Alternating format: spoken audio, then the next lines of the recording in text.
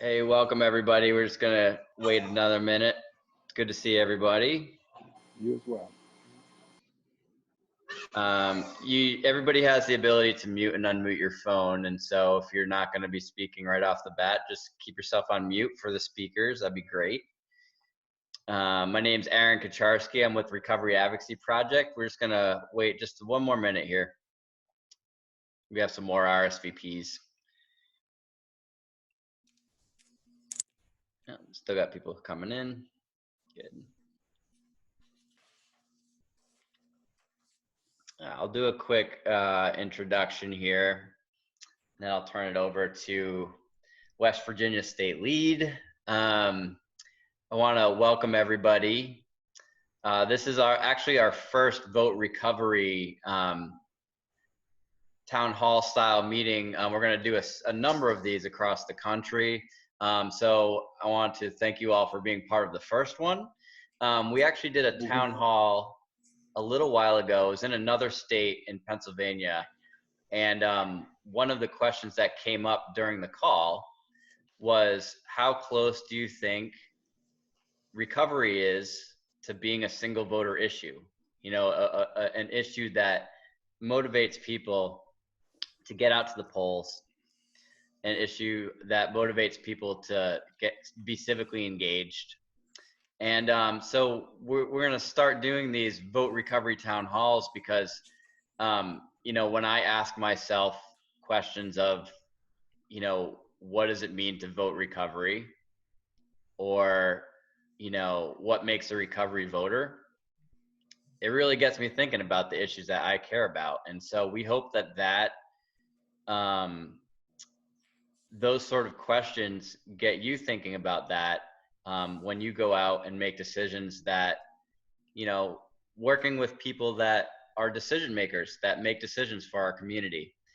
So it's important to build our constituency, have that voice heard, and allow ourselves to really look at the issues that inspire us, and communicate that with people that are running for office.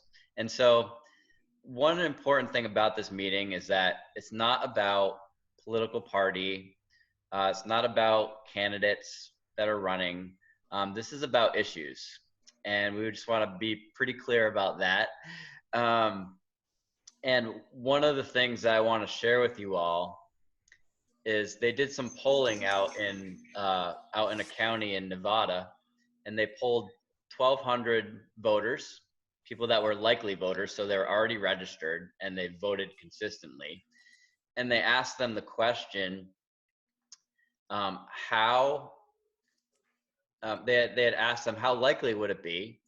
Would you switch parties, you know, vote for a candidate of the opposite party if they had a better stance on recovery or addiction? And so, and 38% of the people that took that poll said, I would consider voting for a candidate that wasn't my own party that I identify with. And so that's, you know, that piece is interesting. About 28% said, no, I wouldn't switch. And then there was another 20-something% that weren't really sure. And so it's pretty interesting to think about. I'm gonna turn it over to Joanna in a minute, but we wanted to do a quick poll because it's about vote recovery. And so you're gonna see a pop-up come in front of your screen, and you're gonna be hearing people talk about these 5 topics during the call. And we just were wondering what inspires you most out of these issues that would get you out to the polls. So we'll give you a few minutes, just about 30 more seconds to vote here. You know, what's the issue that speaks to you that would get you to the polls? It might be more than one, but let's try to prioritize just for the sake of the poll.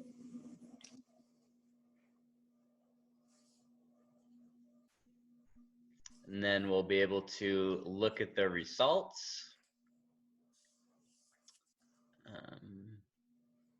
Make sure everybody voted here.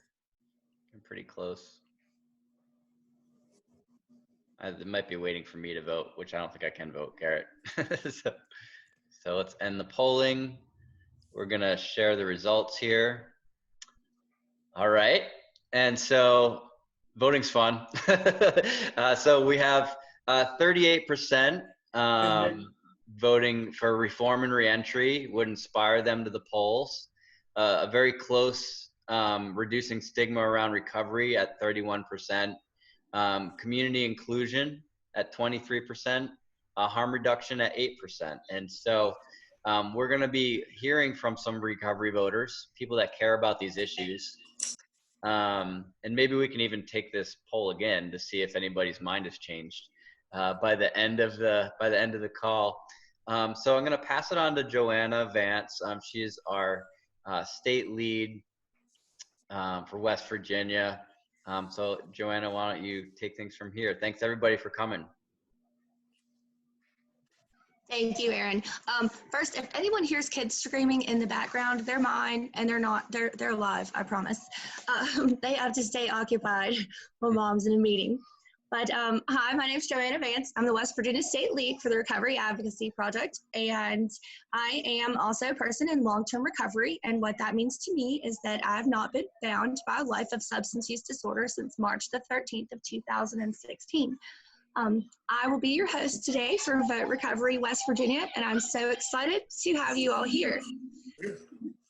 So our topics are going to be, everyone is going to speak for 5 to 7 minutes on their topics, and it's what does it mean to vote recovery? What issues are impacting the recovery voter in West Virginia? And can recovery inspire voters as a single issue?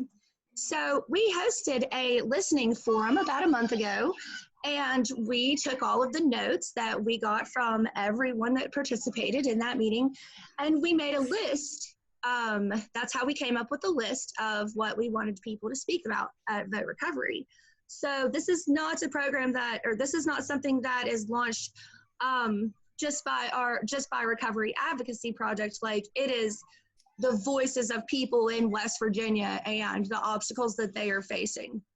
And it's the same in every state across the nation. So everybody is on their own in the different states, like at their levels, doing what they can do. And I very much appreciate you guys being a part of our movement here in West Virginia. So our first speaker is J.K. McAtee. Well, yeah, he goes by J.K. I feel weird calling him John. And he is speaking on community inclusion. So, JK, it's all yours.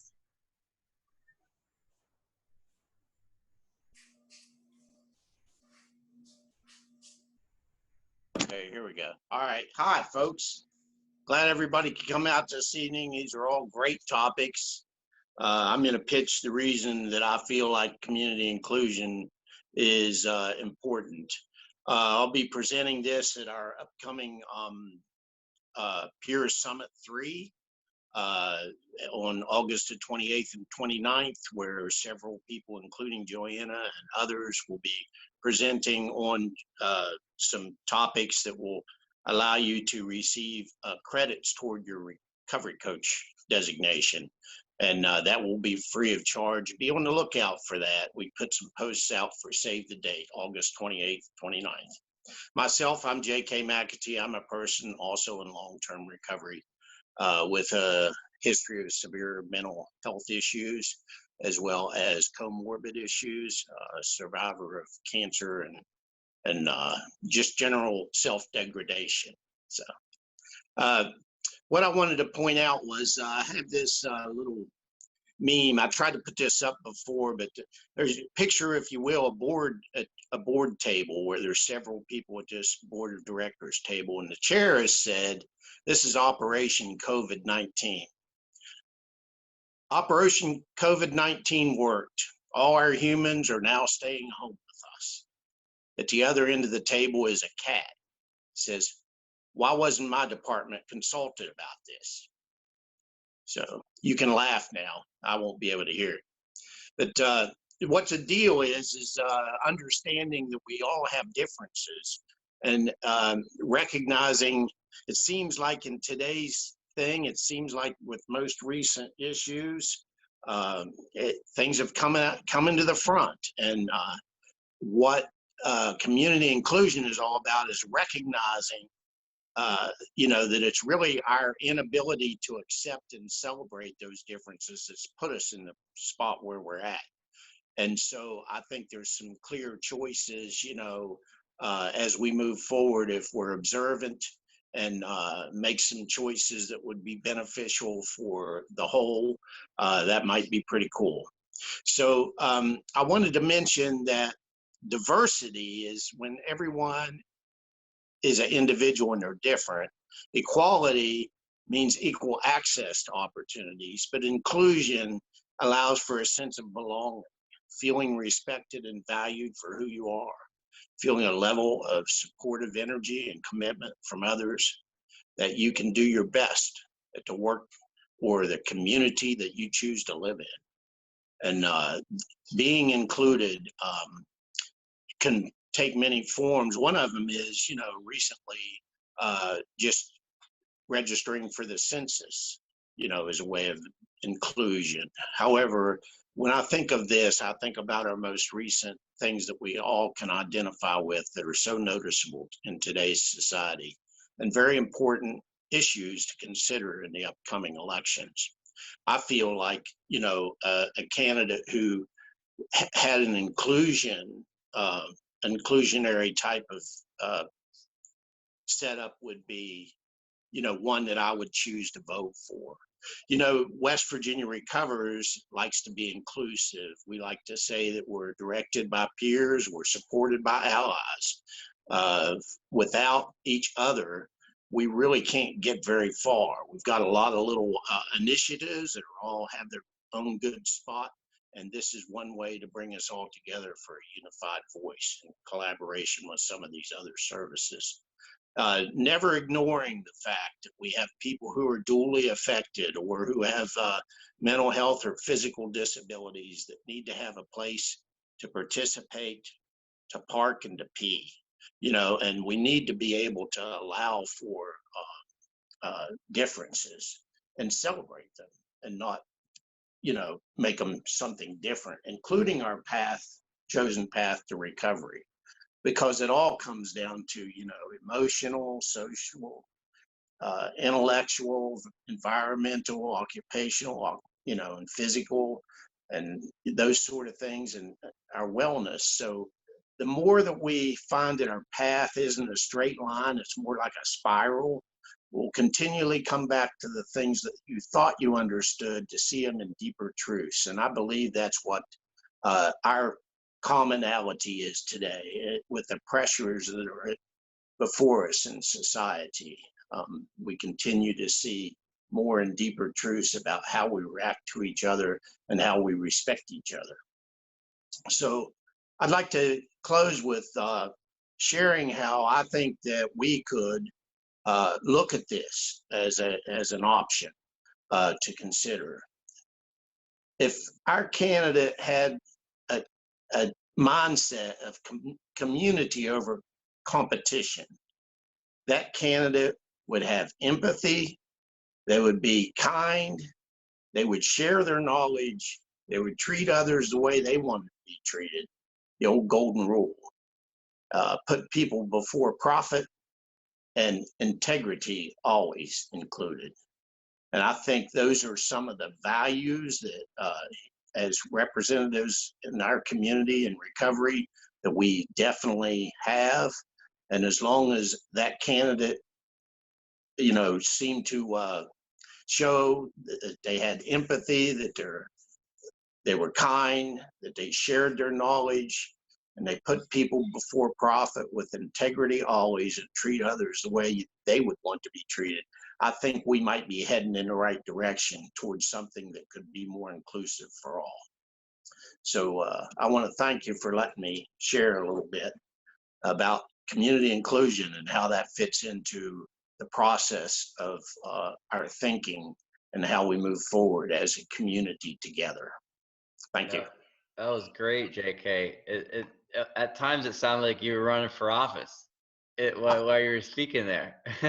Oh, well, I wanted to mention JK stands for President John Kennedy, so it's kind of natural. Thanks. No, I mean, that's great. There's this saying from the disabilities rights movement, the piece about nothing about us without us, right? And like that's this sort of mentality. It's like, when is that next level of, you know, making sure, like having candidates run on the platform of recovery, you know, or people in recovery being that candidate. It's pretty cool to think about. All right, Joanna, I'll pass it back to you. Thank you, JK. Thank you so much, JK. I love you just talking about he sounded like he was the candidate running, because our next speaker, we have Melanie Danielson, and she just posted on Facebook last week. She was like, I'm going to be the first female governor. Yes, have my votes. Anyway, she is going to be speaking on stigma and recovery. Hey, can everybody hear me? Yeah. So my name is Melanie Danielson, and I too am a person that's in long-term recovery. I have graciously been able to accomplish 9 years of recovery. And so I went into treatment in March of 2011. But basically, so I'm supposed to speak on stigma and recovery. And so as I was sitting here, I was thinking about this earlier today. In 2019, I was down in a courtroom with a young lady, and she was going to take her plea. And she was pleading to a felony. And this judge was like, okay, you realize, like, by pleading to the felony, this is what happens, this is what's going on. And he says, you understand that you're giving up your right to vote for the rest of your life. And I was like, and I couldn't say anything because I'm standing in a courtroom, and I knew this wasn't accurate. I mean, I knew, like, once somebody's off probation and parole, they can vote. But at the time frame, like, it wasn't the appropriate time to speak up. And so, you know, when it comes to stigma and when it comes to recovery, I think a lot of times, like, people just don't know. You know, like, I had my own stigma that I had put on the heads of everybody that was in politics, right? And so I didn't want anything to do with it because I didn't know how it involved me, right? And so I'm very fortunate that every year I get to be a part of the Recovery and Reentry Day that's at the state capitol. And I aided in organizing that. Me and Lida Shepherd and Greg's on here too. And like a lot of us, you know, it's gotten better and better through the years. But it started real small. You know what I mean? Like I showed up for a Narcan event several years ago. And then I showed up for a Ban the Box that never got through. And then we showed up for the expungement on second chance law. And then in 2018, I think, or was it 19? I've been doing it so long now, like they all kind of crumble together. But, you know, Lyda had asked me if I could reach out to Delegate John Schott, which was the House Judiciary Chair here, and about HB 2459, and see if I couldn't coerce him to try to sponsor this bill. And so what it did was it lifted the food stamp ban on drug felons here in West Virginia, and we were one of the 3 states that was left. So I really got to be a part of that process in an intricate way, and it made things really, really cool, right? And so it's been in my experience when it comes to stigma, the reason that I was deterred and the reason that I see a lot of other people get deterred is because they don't understand what they're saying.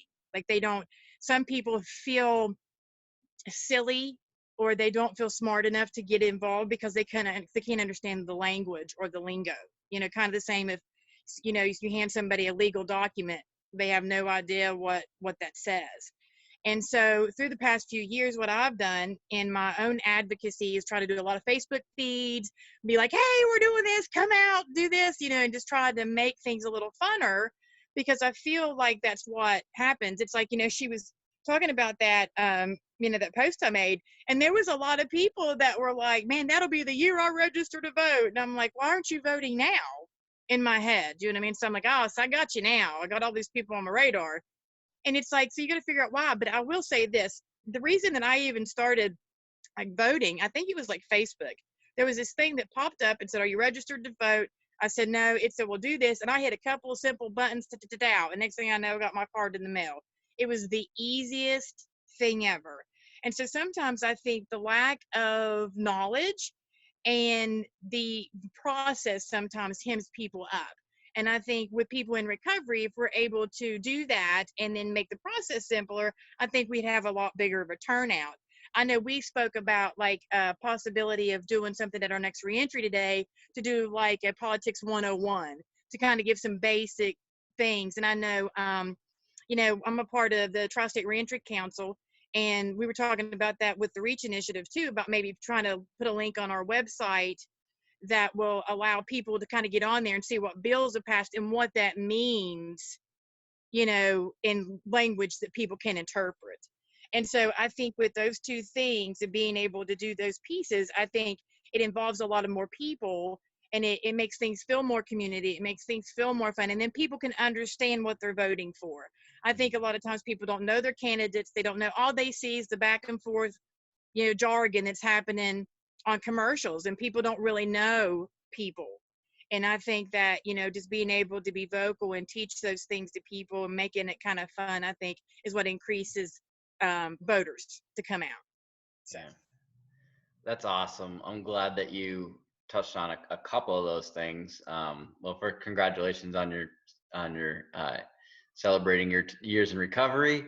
But the piece about how like vote recovery, like what I got from your speaking, the piece about vote recovery is that it's more than just showing up on election day, right? Like that piece about being a part of how a bill becomes a law, you know, providing testimony and in public policy, community engagement, and you know, and that the other piece that you talked about, that it's people are afraid of what they haven't done before sometimes, you know. And so one of the things that we're doing is we're going to launch a website that's specific to vote recovery, where it'll have information about who's eligible to vote, you know, depending on what state you work in. That stuff differs.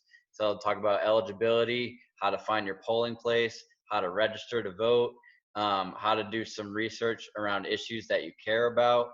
And we want to encourage people to do that research for themselves, really look into the issues that you care about and make decisions that are on the best interest of the recovery community. And so when we launch that website, we'll make sure that everybody in here has that. But I also wanted to point to recoveryvoices.com as well. That has a how-to on a lot of different pieces that Mel was just talking about in terms of speaking out, doing some advocacy work. If that's something that's new to you, the how-to guides will make it a little bit easier to, you know, visualize yourself getting out there and getting involved. So, all right. Thank you, Mel. That was awesome. Joanna? Thank you, Mel. Yes, we love Reentry Day at the Capitol. And I think when I first started coming, like I was lost in the Capitol. You were like one of the first faces that I knew. And I think actually in the last 2 years at least, like Reentry Day has been having like some leaps and bounds and strides of getting things passed. That was one of the things that got me involved in the Capitol. So I have to say thank you for that. Next, we have Brandon Thornhill, and he is going to be speaking on reform and reentry. Hi, everybody. My name is Brandon. Person in long-term recovery. That means to me is that I no longer need to use drugs or alcohol in my day-to-day life to be happy, successful, or just normal functional. I think the reason why I was chosen for this topic, on paper, I'm a 3-time felon, 16 and a half years in prison. All my felonies combined are less than $400. As just an example in West Virginia, so to speak. I did 9 years for less than $40, 9 straight. So, but the bigger topic is reentry. I think the biggest reason why I went back the other 2 times after the first time was because there was nothing as far as reentry goes. There was no resources, there was no help, there was no starting point, there was no guidance, there was none of that. You left with what you had on your books there and what you had on your body, and that was it. And some people went to shelters, they put you on a bus, they wouldn't even tell you where you was going. So reentry's always been a problem. It's always been an issue. I think the older I get, the more mature I get, the more I realize that it starts with us. It starts with individuals just reaching out to those who need it. I'd love to see recovery coaches in these parole offices, I'd like to see them assigned through the courts, man, because a lot of people are failing dirty urns and they're getting cash routes for it. They're getting thrown back in jail. They're see you in a year, see you in 2 years, see you in 3 years. It's not fixing the problem. All it's doing is making people bitter and angry, and it doesn't get us anywhere. So I'd like to see the help start early. First time they fell a dirty urine, assign a recovery coach. You know what I'm saying? Let them get guidance from somebody that's been there, been in their shoes. Like I said, on paper, I'm horrible, but today, I mean, I work as a recovery coach. I'm a building manager at a rehab. I try to get active in as many things as I possibly can. It's just, it took a conscious decision on my own. It took a conscious decision on my part to be like, you know, enough is enough, and stop waiting for everybody else to come help me or dig me out of a hole. Stop relying on people to save me when I know that I can do it myself. But I'm fortunate enough right now that I work with a whole bunch of guys who are exactly where I was at 5, 6, 7, 8 years ago. You know what I'm saying? So I get to see the mistakes they're making now, and I get to use my own experience and my own life's bad choices and struggles and ups and downs to kind of steer, if I can, in a direction. I mean, you can't make up nobody's mind for them, obviously, we know that, but I mean, you can at least give them that experience, strength, and hope to lay on it. Hope that it goes from there. I'd love to see a few things change in reentry. Like I said, I'd love to see people coming out with some kind of resources, come out that alone, abandoned feeling of helplessness when you walk out of the door not knowing where you're going to eat 2 days later. It drives a lot of people right back to the doors, man. We don't do something to curb that early, we don't stand a chance against it. And a lot of people out there on parole that I know right now are in active addiction because the parole's a joke. I mean, the analysis there are jokes, the parole office is a joke. They're out there for one thing and one thing only, and that's to tell you every single thing that you've ever done wrong in your entire life. There's no building, there's no support, there's no avenues for success. I love the reentry council here in West Virginia. I love John Sylvia and them. They do this thing. Met up with them over a year and a half ago. Just the clothes that they give away, put on people's backs, man, and the confidence that I've seen people get out of that has changed lives. So I mean, little things matter. Little things can change people. Little things can go a long way. So that's pretty much all I got on reentry. Thank you. Thank you, Brandon. Next, we have Mary Price with medication-assisted treatment. Hi, Joanna, and everybody else. Can you hear me? Okay, my name is Mary Price, and I was asked to speak on medication-assisted treatment. I am also a person in long-term recovery, and what that means to me is that I have been able to live a self-directed life and always striving for my own potential since December 19th of 2012, sorry. But Joanna asked me to speak about medication-assisted treatment, about the barriers and the stigma. So I'm going to kind of combine that. I guess I should back up, give a little background on myself. I have been leading recovery groups since 2015. Worked as a recovery coach at different MAT facilities where we also gave education classes that I led, educating people about the medication they were taking, because that's been lacking. People would come and they would be given medication, and they would be giving they're told to go to the groups and to see the psychologist, but they were not really told much about the medication itself. So there's a huge lack of education even for the individual taking it. So a couple of the facilities that I worked at, that's what we were able to do. And I'm glad, because I think that's been lacking in a lot of the MAT facilities.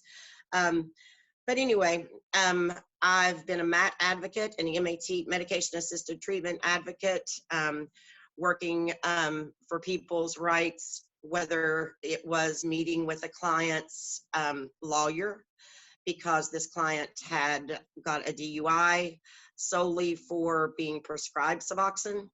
I've done that a few times. I've also met with caseworkers through CPS with my MAT client because of the stigma that was attached to them being on MAT. So it's a little bit of background about myself. So I want to talk about the stigma and the barriers of MAT. And with this, I'm going to kind of leave off Vivitrol because I don't think Vivitrol comes along with the same stigma and barriers that buprenorphine, or we know it as Suboxone, and methadone do. So I'm pushing Vivitrol to the side, not because it's bad or anything, just because it doesn't face the same stigma and barriers that buprenorphine treatment or methadone treatment does. And I'm going to combine those because instead of talking about stigma and barriers, I want to say stigma is probably the #1 barrier to people who are on medication-assisted treatment.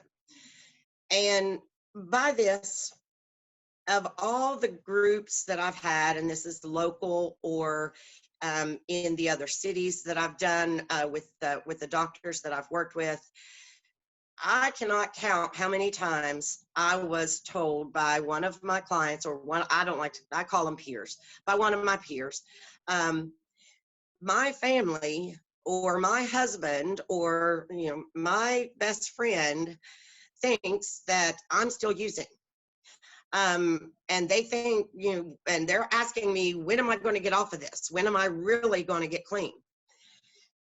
And so I'm going to put that, I'm going to give you a list of stigma as I see it identified in the group.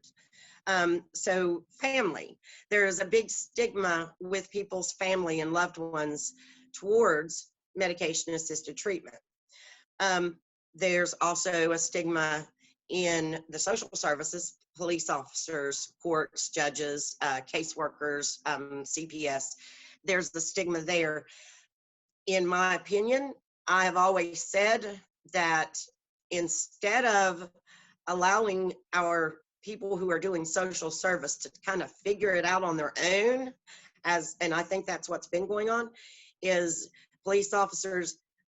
Eventually, I've met police officers who at first, years ago, told me flat out that Suboxone is as bad as heroin, who now I have seen change, but they told me this maybe in 2016 or even 15. It's 2020. They reached that conclusion on their own, not so much as I've always said, all social services that deal with the public, that deal with the addicted community, with medication-assisted treatment being a valid pathway, these social servants, they need taught. They need lessons, and they need to understand the legitimacy of this medication, these medications, and how it is improving some people's lives. So that is a part of the stigma. Another, I want to add this, because I think there's 4 areas of stigma that I want to point out. #1, I said, was the family. Then going to go to the next one, social services. The next one, and this is even more important, I'm getting more important as we go down, is others in recovery. I talk to people who use MAT as their pathway. That's my pathway. But I talk to many others. Today I was at a sober living home. And I was talking, in this particular home, there are 9 girls.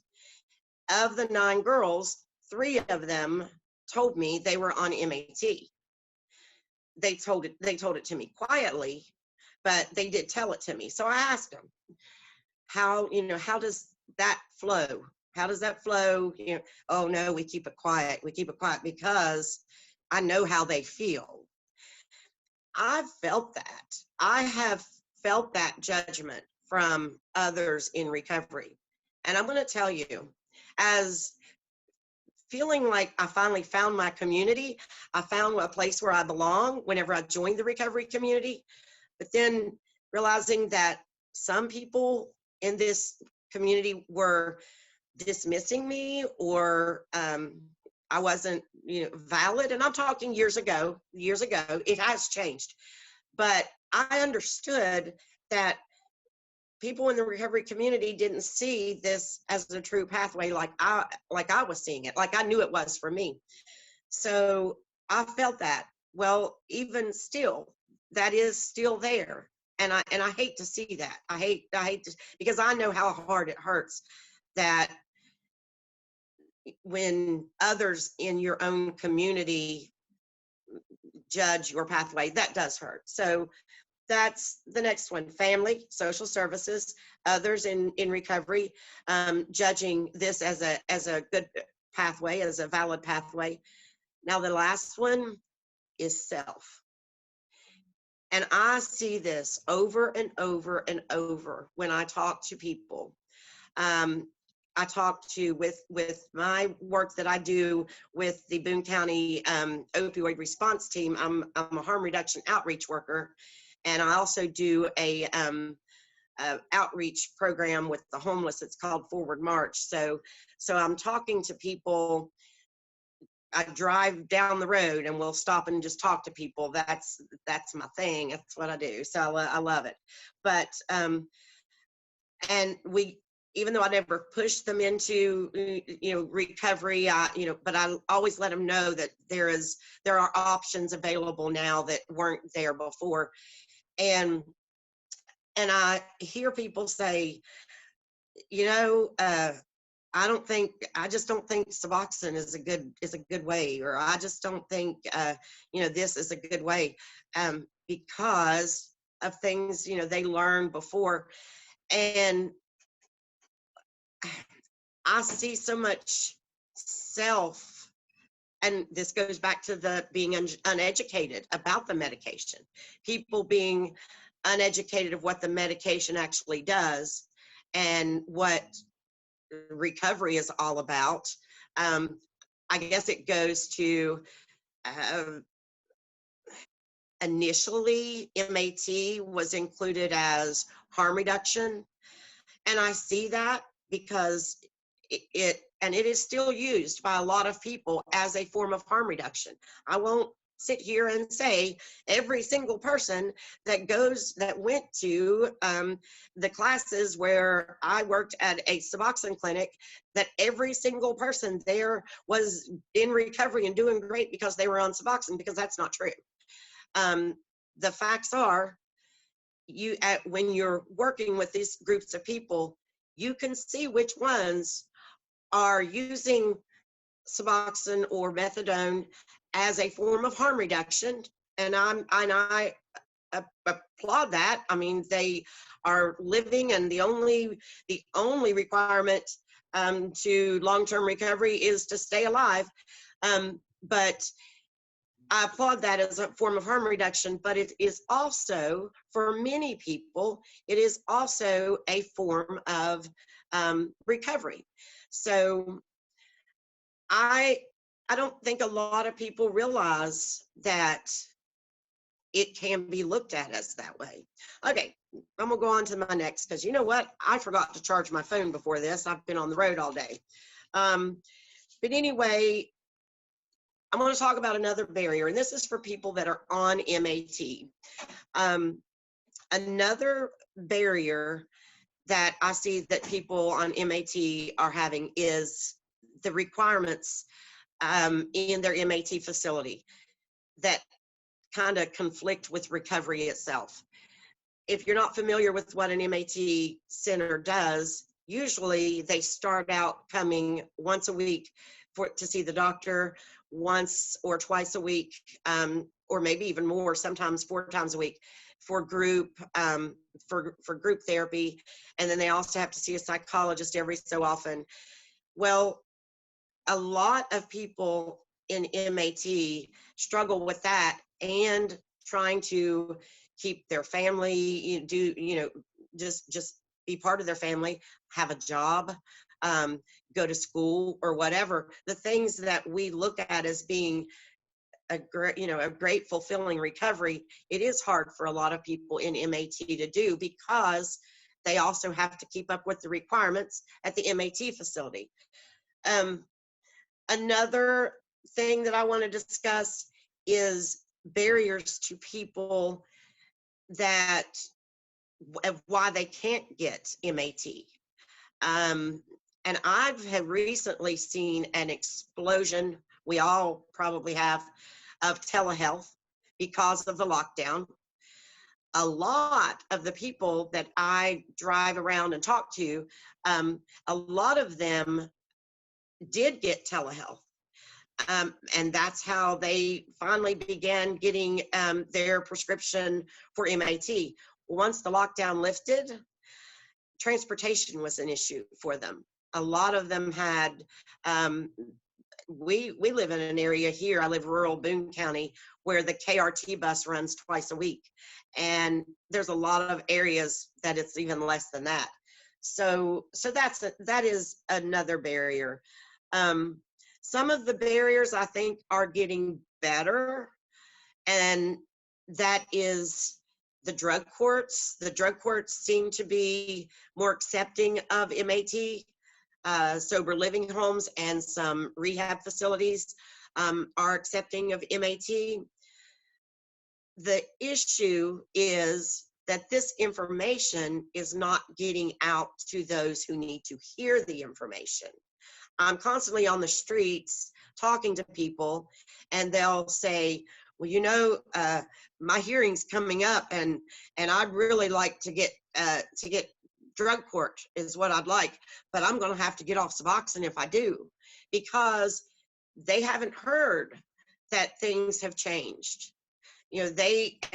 And what scares me is somebody who desperately tries to get off Suboxone and not doing it with the help of a doctor, not doing it the right way. They are putting themselves at high risk of relapse.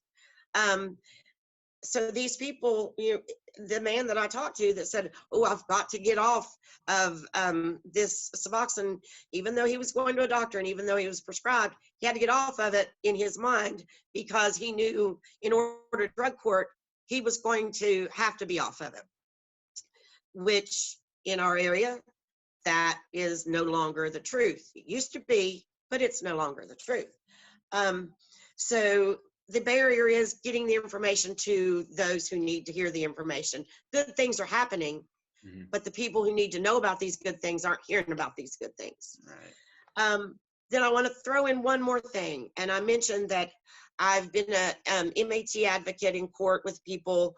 I have several clients, 3 clients, former clients. I like to call them all peers. And then other peers who have reached out to me after hearing what I did with these, who are in the position of they have DUIs on their records. They have lost their licenses because of their DUIs.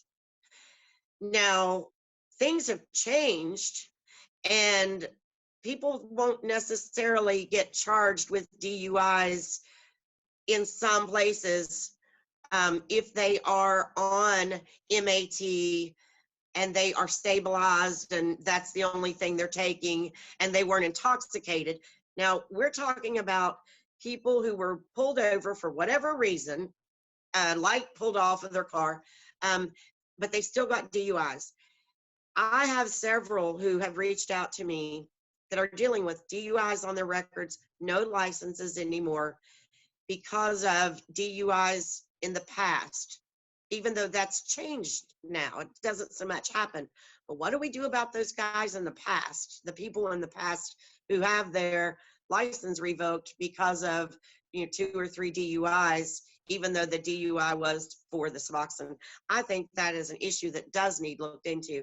But anyway, I'm glad that you guys let me speak today. I think MAT is a very important subject that needs educated. People need educated on more than they have been.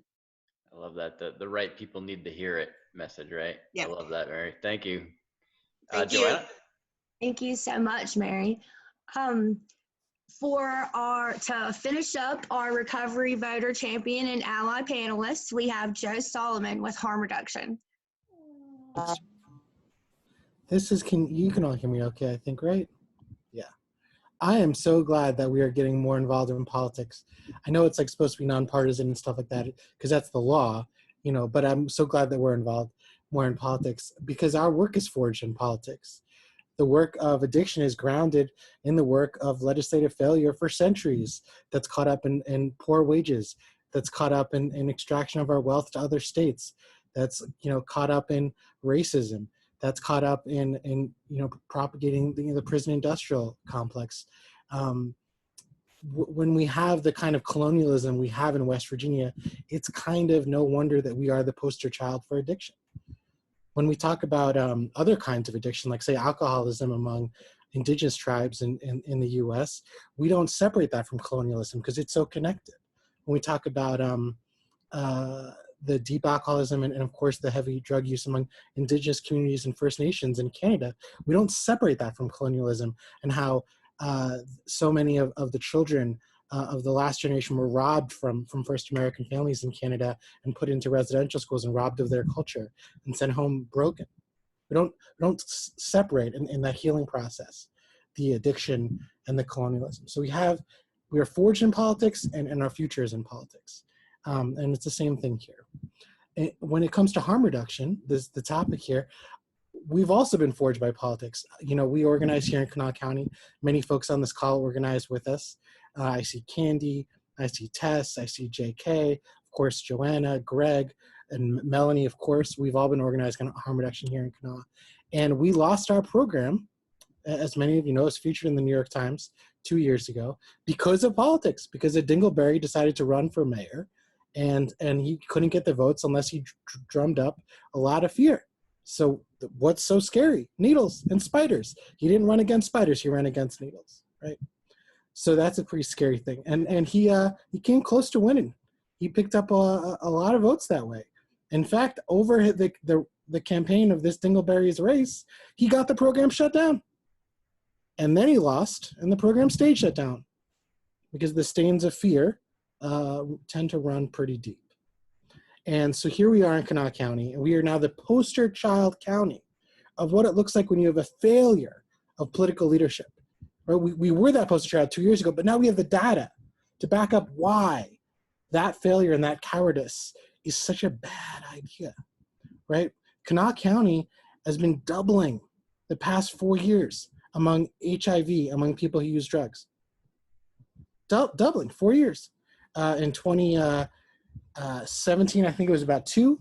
In 2018, hard to say, but the doctor of our health department at one point told the press it was 6. 2019, it was 14. And 2020, so far, it's either 12 or it's higher. So halfway through the year, it's already almost at par with last year, right? The only way to get a handle on that, other than, of course, blanketing everyone with treatment and helping people hold on, is with a harm reduction program.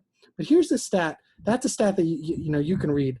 Well, actually, that's not really covered. But here's another one that's not really covered. Between 2017 and 2019, we know that the overdose numbers in West Virginia have gone down a little bit. So the past 2 years we have data for, 2017 and 2019, the numbers have gone down a little bit. They went down 11% in 2018, and then they went down 6 or so percent in 2019. And here's the thing. In Kanawha County, for both of those years, the numbers went down 0. The whole state got better, and Kanawha County went from 151 overdose deaths to 151 overdose deaths to 151 overdose deaths. It just stayed tragically level when we could have been going down like the rest of the state did. But what did we do that's different? It's very clear. We got rid of our harm reduction program. Harm reduction is where we can save the most lives. And if you're from all over West Virginia, you felt this firsthand. The counties with health department harm reduction programs, these are important numbers. The counties with health department harm reduction programs saw their overdose numbers from those 2 years, 2017 to 2019, the most recent years, they saw their numbers go down 22.74%, nearly 23%. 23% reduction. The counties with harm reduction programs. The counties without harm reduction programs went down 10%. In other words, the counties with harm reduction programs went down double than the counties without health department harm reduction programs. So this is true across the state, and we happen to be the poster child for it here. So, if the whole state had that kind of difference, if the whole state had gone down 22.74%, we would have seen an additional 65 lives saved. An additional 65 people would have been given a second chance if our state had embraced harm reduction in all the counties that don't have health departments that have embraced it so far. The numbers seem pretty clear, and they show up in HIV, they show up in Hep C, they show up in overdose numbers. The trends are the trends are the trends are the trends. And here in Kanawha, it's challenging to push our legislative officials. We have a city council, we have county commission, we certainly have the state delegates and senators, and of course the governor. And it's a tough push. And we pushed at times. We've gone into city council and asked for things like banning the box and these kind of, or at least city hall. We've gone in on these reentry ideas that are so powerful. And we've of course gone in to challenge the not having much with the harm reduction going on and how that's devastating our community. And it was hard. It hasn't really ended well. So about a year and change ago, we decided to just start doing the things that we would like other people to see do. And we realized that you can get naloxone for $1 a vial, right? So last fall, we just started to stockpile this stuff, except not really stockpile because we just gave it away. And we started to give this stuff away by the bushel. And then it turns out that since, April, since COVID, the overdoses have gone up so much across the state and across the country that it was perfect timing that we had this system. Because since COVID, I think we've given out 2,759 doses of naloxone, recording well over 300 saves since April 1st. And that's direct work that we can all do, and it's fun to talk about it. And we're helping keep more of our people alive, to get them a second chance at reentry, to get them a second chance at MAT, to give them a second chance to challenge the stigma and stay alive. We're doing that work, but I want to stress that that is a form of protest, that is a form of lobbying politicians. And here's the proof. For years in West Virginia, a dingleberry like me, I'm just a social worker, could not give out naloxone. We couldn't do it. Only pharmacists could do it. Only a physician could do it. And that's great for those pharmacists who are willing to get on board. And thankfully, West Virginia is blessed with very generous pharmacists like Dr. Christine Teague and Dr. Lindsay Acree and so many physicians as well. We are blessed, but there's a lot of people that are in pain, and that's not a lot of people that can give out the medicine.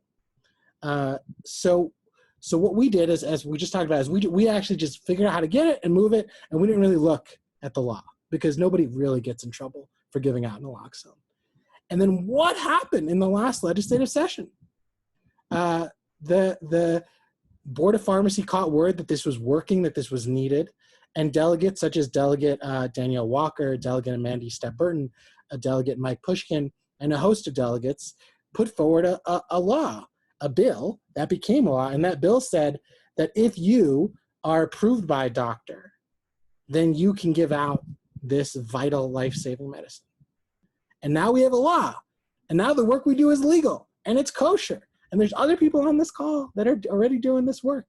And we are saving so many more lives, and we can even Instagram about it if we want to, because it's kosher. So in other words, we could have lobbied, and we did a little bit, and we could have tried to get people elected, and certainly many of us did. But there's a way to do the work and do it loudly and do it proudly. That also doesn't always work with everything. It doesn't really work with reentry that well. But when harm reduction, you can do it, and then you can bend the law. You can bend our reality into a more just reality. And for anyone that has any questions or wants to work on that, or wants to connect harm reduction to the work of these organizations, please do get in touch. I'll drop my email in the chat. That's awesome. I want to point out what Garrett just put in the chat as well as a Google Doc that I remember I talked about that poll that we did where they asked voters about what issues they cared about and if they'd switch parties, if they'd vote for recovery. Garrett just put that doc in the chat. If you want to take that poll, feel free to do that. Thank you, Joe. Thank you for every single one of the speakers, because the thing that I get from this, which is awesome, it's like sometimes people think about recovery and it's like, oh, that's just not drinking and drugging. And it's like not even, it's way beyond that, right? When you think about recovery voter, you think about health disparities, you think about insurance discrimination, you think about the lack of resources, you think about racial inequalities, like all of those issues have this play in this, right?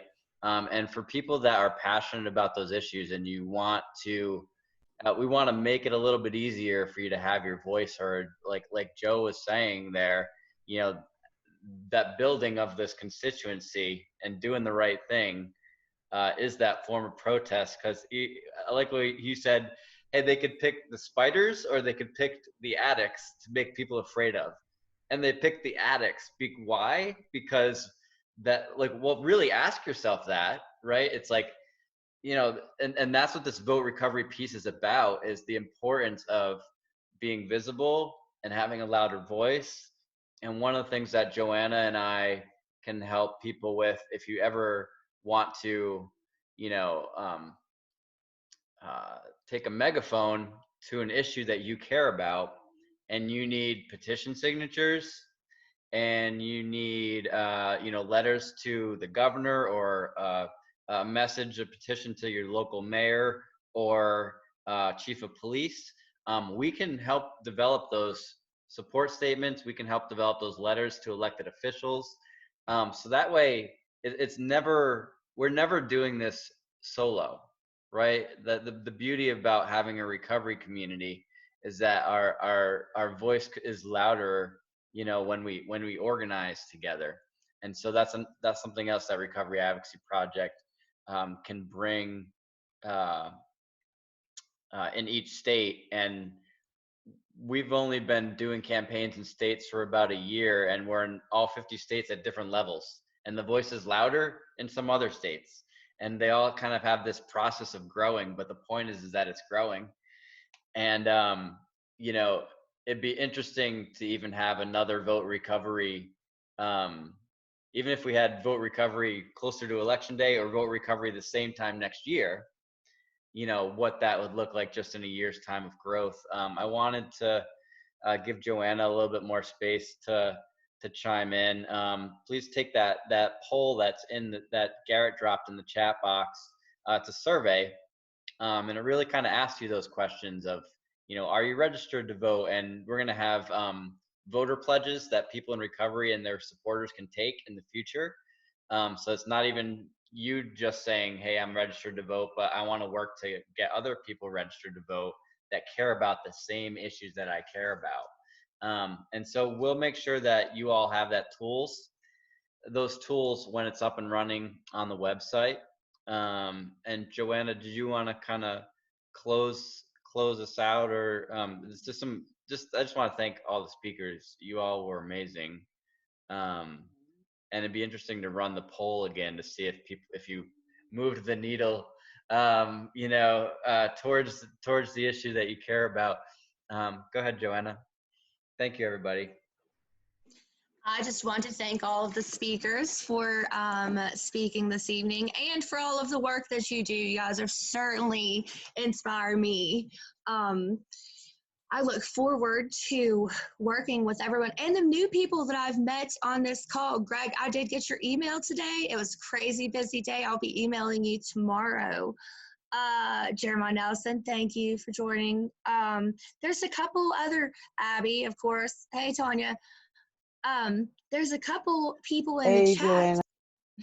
There's a couple of people in the chat who are newer in the advocacy, and I just want to thank you guys for coming. And you guys had some great speakers to listen and learn from.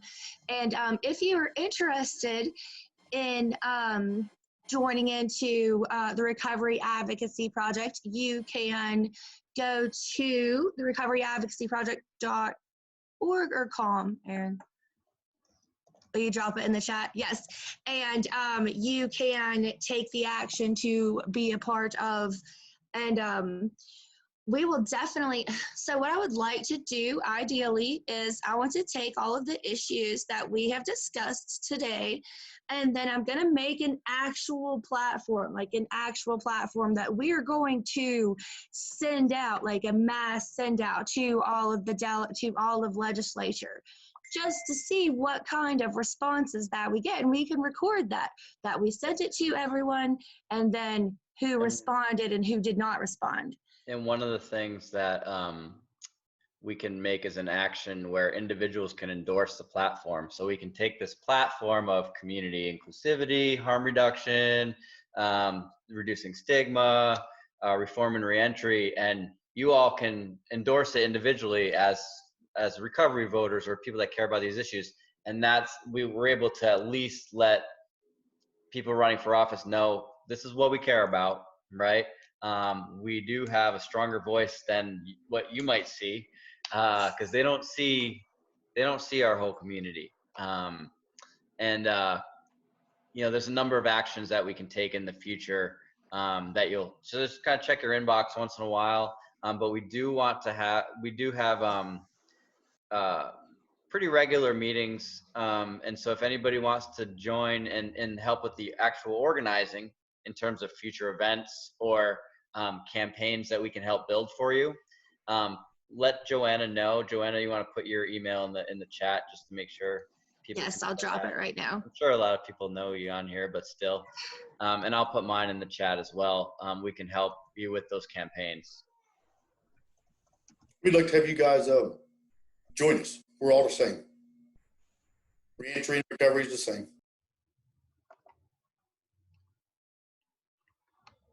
All right. Yeah, the community is definitely larger than just people in recovery. It's families, friends, allies, partners, mental health advocates, right? It's a louder voice than what a lot of people think. And so, and we care about a whole spectrum of issues, clearly. And so thank you all for being a part of this tonight. Please take a moment and take that survey in the Google Doc. It just kind of helps build a stronger poll, so for when we talk about the issues, and that's in the Google chat. Joanna, do you have anything else? It's good to see everybody. Thanks, everybody. Have a good night.